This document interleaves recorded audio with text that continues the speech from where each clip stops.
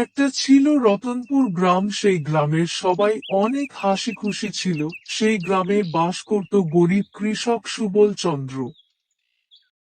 সুবল চন্দ্র প্রতিদিনের মতো গিয়েছিল মাঠে কাজ করতে, কিন্তু ওই দিন রোদটা ছিল অনেক বেশি। ওহ, এ দুপুরে কি গরম! সূর্য মাথার উপরে উঠেছে। উহ, মাথাটা হঠাৎ করে চক্কর দিচ্ছে। উহ, উহ, আহ! রিনা মা, তুই তোর বাবাকে ডেকে নিয়ে আয় তো। অনেক বেলা হয়ে গেছে, এখনো তো তোর বাবা এলো না। যা মা। আচ্ছা মা, আমি বাবাকে ডেকে নিয়ে আসতেছি, তুমি চিন্তা করো না। বাবাকে ডেকে নিয়ে আসার পরে আমরা একসঙ্গে খাবার খাবো। আচ্ছা মা, তুই সাবধানে যা। আচ্ছা মা, তুমি চিন্তা করো না, আমি বাবাকে নিয়ে আসতেছি।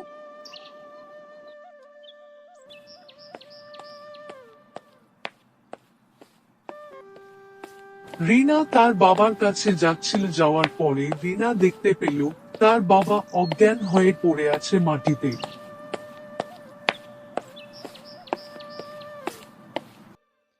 রিনা সুবল চন্দ্রকে পড়ে থাকতে দেখে তার দিকে অবাক হয়ে চেয়ে থাকলো। পরে বুঝতে পারল তার বাবা অজ্ঞান হয়ে পড়েছে।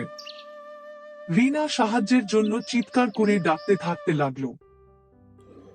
বাঁচাও, বাঁচাও, কেউ আমার বাবাকে বাঁচাও, এদিকে কি কেউ আছো? বাঁচাও, আমার বাবাকে বাঁচাও। রিনার গলার আওয়াজ শুনে গ্রামের মানুষ দৌড়াতে দৌড়াতে এলো। এসে দেখলো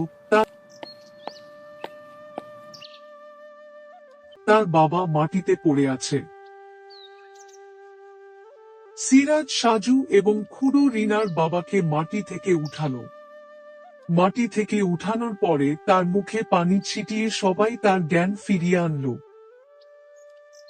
অতঃপর তারা সবাই মিলে রিনার বাবা সুবল চন্দ্রকে তার বাড়িতে নিয়ে খাটে শুয়ে দিল। সুবল চন্দ্রের মেয়ে এবং তার বউ তার জন্য চিন্তা করতে লাগলো। রিনা মা, তাড়াতাড়ি তুই ডাক্তারকে ডেকে নিয়ে আয়, তোর বাবার শরীর খুব খারাপ হচ্ছে। আচ্ছা মা, আমি ডাক্তারকে ডেকে নিয়ে আসছি, তুমি চিন্তা করো না, তুমি বাবার পাশে থাকো। ভাবি, রিনাকে পাঠানো লাগবে না, ও এখনো ছোট।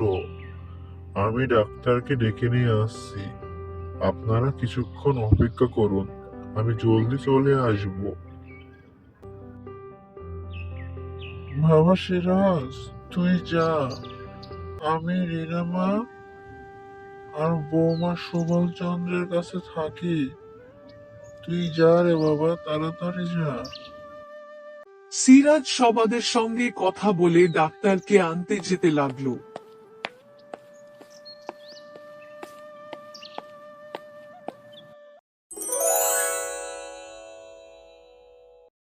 কিছু সময় পর সবাই দেখতে পেল সিরাজ ডাক্তার বাবুকে ডেকে নিয়ে আসছে।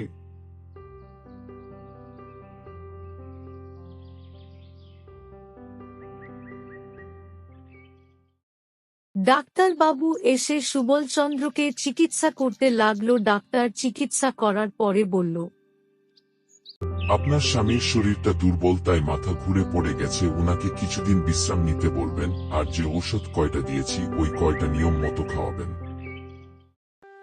অতঃপর ডাক্তার বাবু সুবল চন্দ্রের চিকিৎসা করে চলে যেতে লাগলো, আর সিরাজ ডাক্তার বাবুকে এগিয়ে দিতে গেল। কিছুদিন পরে সুবল চন্দ্র সুস্থ হয়ে যায়। তারা আবার আগের মতো হাসি খুশি জীবন যাপন করতে শুরু করে।